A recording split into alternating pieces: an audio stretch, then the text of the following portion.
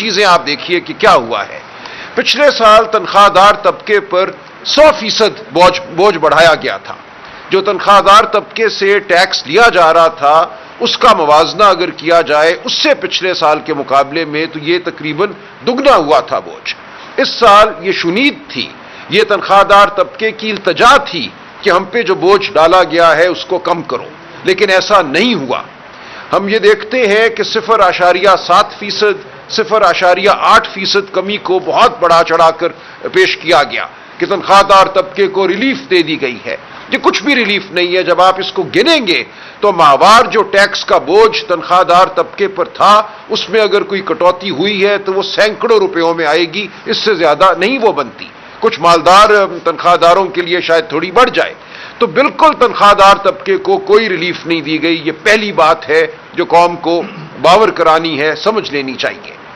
اس کے ساتھ آپ دیکھیں اسلام آباد میں جو پلاٹوں کی خرید و فروخت ہے اس پہ اسٹیمپ ڈیوٹی کو 4% سے کم کر کے 1% کر دیا گیا ہے، اور یہی اب ہمیں پنجاب میں توقع رکھنی چاہیے اس حکومت سے۔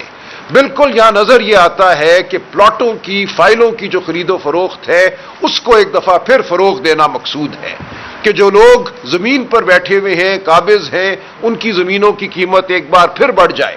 ایک بار پھر وہ لوگ جنہوں نے پیسہ اپنی بچت بینکوں میں رکھی ہوئی تھی اور اس پہ کچھ منافع کماتے تھے، ان پہ ٹیکس کو 20% کر دیا گیا ہے۔ وہ لوگ اب کہاں لے کر جائیں گے اپنا وہ پیسہ؟ وہ پیسہ اب وہ نکالتے ہیں باہر تو ان کو کہا جا رہا ہے کہ سٹاک مارکیٹ میں ڈالو۔ سٹاک مارکیٹ میں چھوٹا ایک جو بچت کرنے والا گھرانہ ہے وہ سٹاک مارکیٹ کا رخ نہیں کرتا، وہ ڈرتا ہے۔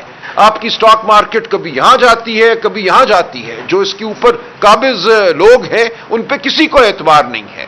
ساتھ ہی ساتھ آپ کہہ رہی ہیں کہ آؤ پھر پلاٹوں کی طرف آ جاؤ۔ ایک طرف وہ پراپرٹی مافیا ہے، دوسری جانب اور مافیے ہیں۔ تو چھوٹے بچت کرنے والے گھرانے کو آپ نے پھر رحم و کرم پہ پھینک دیا ہے ان بڑے مگرمچھوں کے جن سے وہ پناہ مانگتے تھے۔ تیسری چیز دیکھیے کیا کیا ہے، ایک کاربن لیوی مترادف کرائی ہے۔ بڑا ہی اچھا سہانا نام ہے کہ جی کاربن جو ہے وہ شاید فضا کے لیے اچھا نہیں ہے تو ہم کاربن پہ ٹیکس لگا رہے ہیں، ایسا نہیں ہے۔ یہ ہر اس شخص پہ جو کسی رکشے میں سفر کرتا ہے، جو کسی موٹر سائیکل پہ بیٹھتا ہے، اس کے اوپر ایک ٹیکس لگایا گیا ہے۔ پیٹرولیم لیوی کو بڑھا دیا گیا ہے۔ مقصد ان دونوں ٹیکسوں کا یہ ہے، اور ان کو نام لیوی کا دیا گیا ہے، ٹیکس کا نہیں دیا گیا، تاکہ اس رقم کو، اس مد میں جو رقم حاصل ہوگی اس کو صوبوں کے ساتھ نہ بانٹنا پڑے۔ یہ ساری کی ساری رقم وفاقی حکومت کی جیب میں جائے گی، جہاں سے جو وہ خرچے کریں گے وہ کریں گے، لیکن اس کا براہ راست بوجھ ہر اس شخص پہ پڑے گا جو 1 لیٹر استعمال کرتا ہے اپنا موٹر سائیکل چلانے کے لیے ہر روز۔ اس پہ تقریباً ماہوار 3 سے 4 ہزار روپے اضافی بوجھ ڈال دیا گیا ہے۔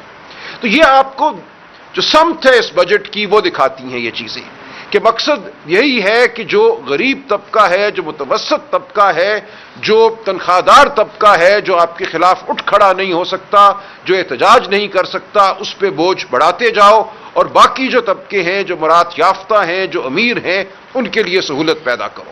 تو یہ موٹی بات ہے جو بطور عام شہری میں اس بجٹ سے لیتا ہوں۔ باقی تفصیلات میرے دوست بتائیں گے۔ میں گزارش